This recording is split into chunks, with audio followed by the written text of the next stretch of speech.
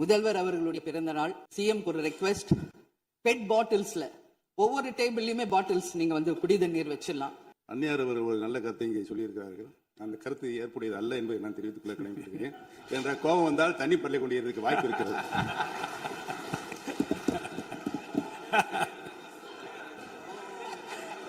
உறுப்பினர் பேசலாம்.